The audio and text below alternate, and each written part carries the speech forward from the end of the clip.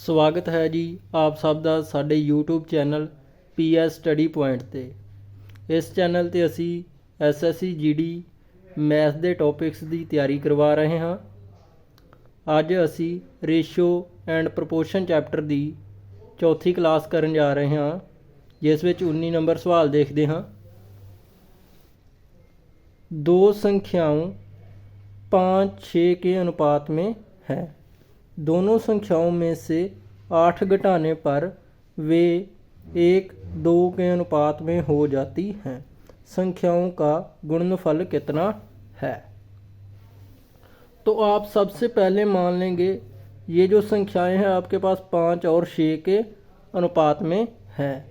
तो आप क्या मानेंगे, जो पहली संख्या है वो क्या हो जाएगी 5x, और जो दूसरी संख्या है वो आपके पास हो जाएगी 6x।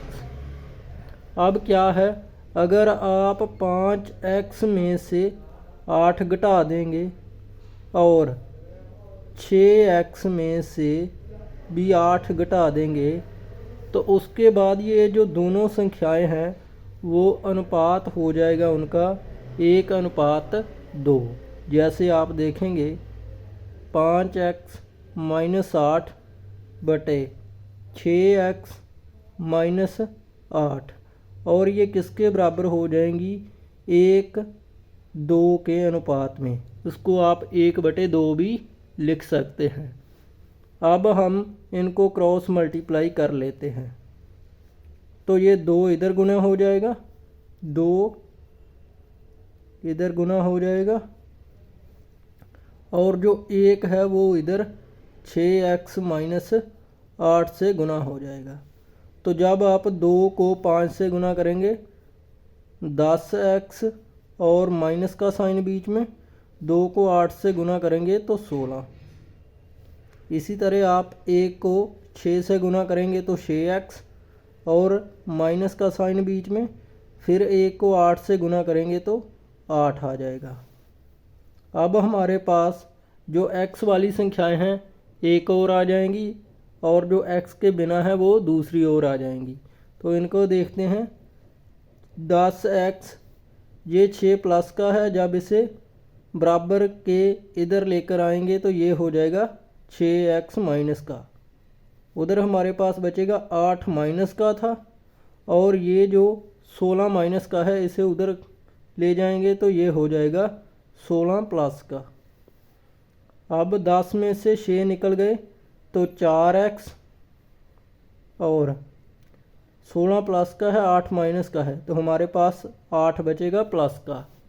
अब इसके बाद x की वैल्यू निकाल लेंगे 8/4, इसको काटेंगे तो ये हो जाएगा 2। तो x की वैल्यू हमारे पास 2 आ चुकी है। और अब हम देखते हैं, एक संख्या थी 5x, इसकी वैल्यू हो जाएगी 5 × 2, तो ये हो गई 10। और जो दूसरी संख्या थी वो थी 6x, इसको आप देखेंगे 6 का 6, x की जगह 2 आ गया, और 6 दूनी 12 हो जाएगा। तो दोनों संख्याएं, एक 10 है और दूसरी 12 है। अब हमें इन दोनों को आपस में गुणे करना है, क्योंकि हमारे से पूछा है संख्याओं का गुणनफल कितना है। तो जब आप 10 को 12 से गुना करेंगे तो ये हो जाएगा 120। तो जो इस सवाल का करेक्ट आंसर है वो 120 है, और ऑप्शन बी में दिया हुआ है। तो हमारे ऑप्शन बी करेक्ट आंसर हो जाएगा।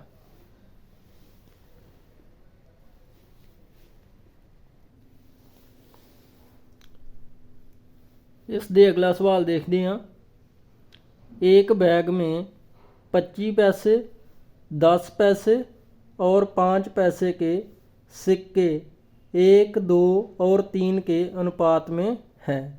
अगर कुल धन 30 रुपये हो तो 5 पैसे के कितने सिक्के हैं? तो ऐसे सवाल पेपर में बहुत ज़्यादा आते हैं। इनको करने का आसान तरीका है, पहले तो आप लिख लें सिक्के, आपके पास सिक्के कौन कौन से हैं। तो यहाँ पर जो हमारे पास सिक्के हैं वो है, एक तो 25 पैसे के हैं, दूसरे 10 पैसे के, और इसके बाद 5 पैसे के। और जो इनका अनुपात है, हम इनकी गिनती लिख लेते हैं, जो इनकी संख्या है।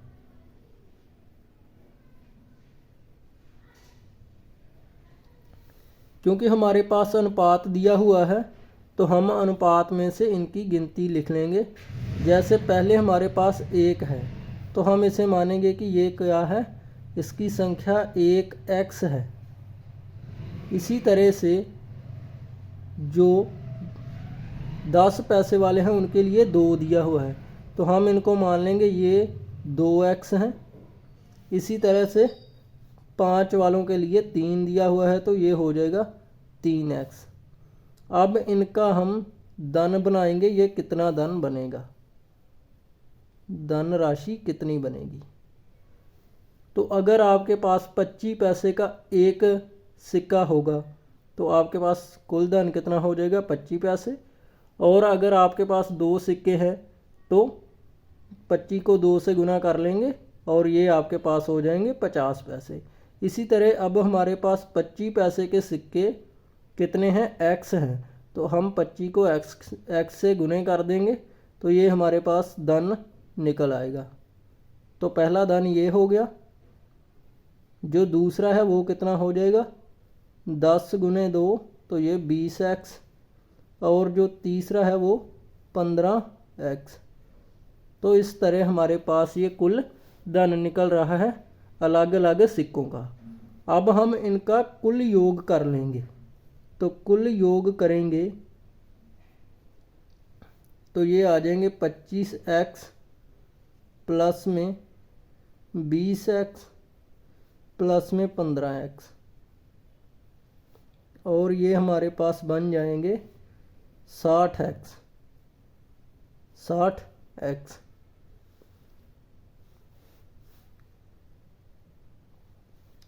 लेकिन ये जो धन बना है ये क्या है, पैसों में है, और जो ये दिया हुआ है ये कौन सा है, ये हमारे पास रुपयों में है।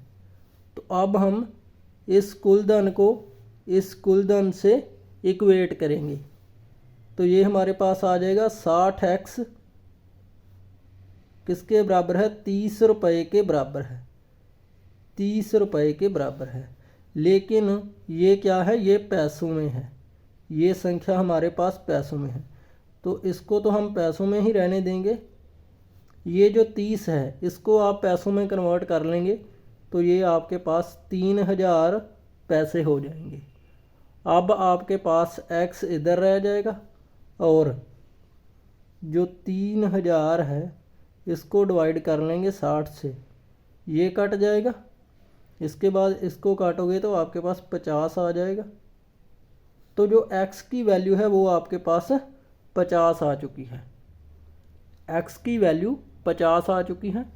अब हमारे पास 5 पैसे के कितने सिक्के थे, 5 पैसे के सिक्के थे हमारे पास 3, जिसको हमने लिखा था 3x। तो 5 पैसे वाले 3x थे, 3 का 3 और x की जगह 50 आ गया। अब इनको सॉल्व कर लेंगे तो हमारे पास 150। तो इसका जो करेक्ट आंसर है वो ऑप्शन सी हो जाएगा, ऑप्शन सी। तो आप अगर इसी तरीके से इस सवाल को करेंगे तो ये बहुत ही आसान रहने वाला है। आप इस तरीके से आसानी से ये सवाल कर सकते हैं। इसके आगे देखते हैं जी। अगला सवाल, एक बैग में 750 रुपये हैं। बैग में 1 रुपये के 50 पैसे और 25 पैसे के सिक्कों का अनुपात 5, 8, 4 है। हर तरह के सिक्कों की संख्या ज्ञात करें। तो ये भी हमारे पास जो हमने 20 नंबर सवाल किया था उसी के जैसा है।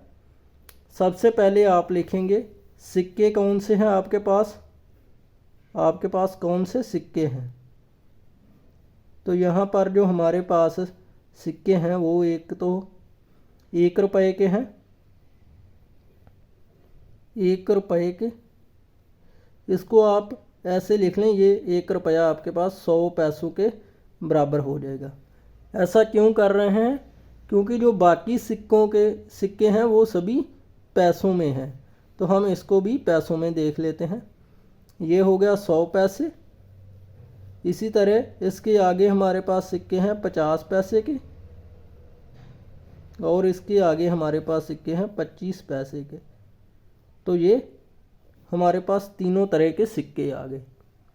इसके बाद इनकी संख्या, तो हमारे पास अनुपात दिया है, लेकिन हम उस अनुपात से ही इनकी संख्या मान लेंगे।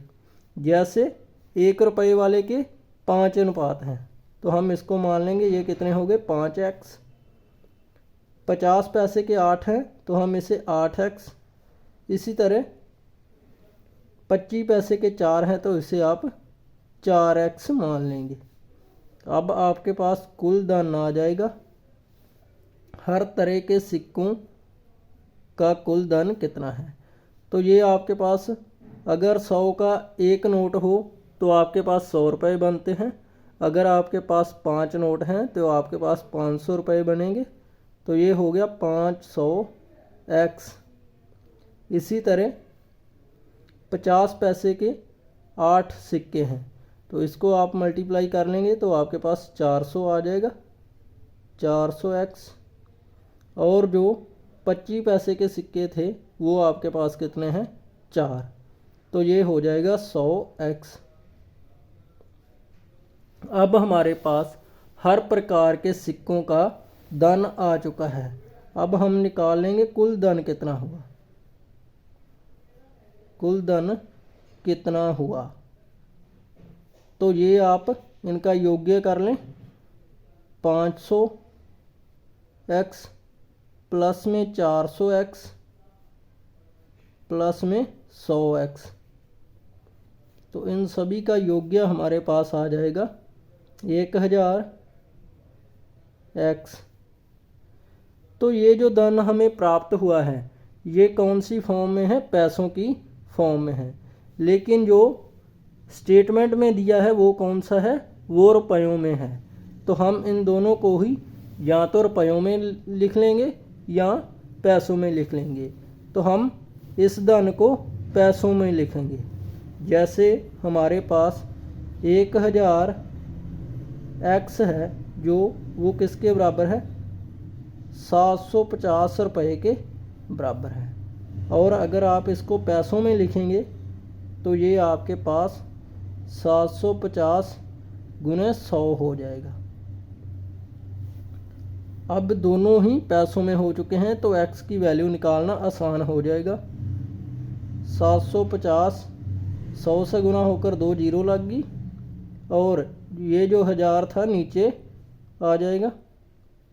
अब 3 जीरो से 3 जीरो कट जाएगी, और x की जो वैल्यू है हमारे पास 75 आ जाएगी। तो जो हमने x का वैल्यू निकालनी थी वो 75 आ चुकी है। अब जो 1 रुपये के सिक्के थे वो कितने थे? 5x। तो आपके पास 5x हैं। आप 5 को 75 से गुने करेंगे, आपके पास वैल्यू निकल कर आ जाएगी। तो ये आपके पास आ गया 375। तो जो 1 रुपये के सिक्के थे वो कितने थे? 375। उसके बाद जो 50 पैसे के थे वो आपके पास थे 8x। 8x 8 को 75 से गुने करेंगे,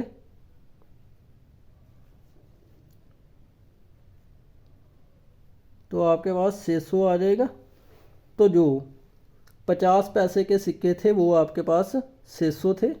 इसी तरह जो 25 पैसे के थे वो आपके पास 4x। तो आप क्या करेंगे? 4 को 75 से गुने करेंगे, और ये हो जाएगा आपके पास 300। तो जो 25 पैसे के सिक्के थे वो आपके पास 300 थे। तो यही सवाल था कि हमने हर प्रकार के सिक्कों की संख्या निकालनी थी। तो ये हमारे पास हर तरह के सिक्कों की संख्या आ चुकी है। 1 रुपये वाले 375, 50 पैसे वाले 600 और जो 25 पैसे वाले थे वो हमारे पास 300 आ चुके हैं।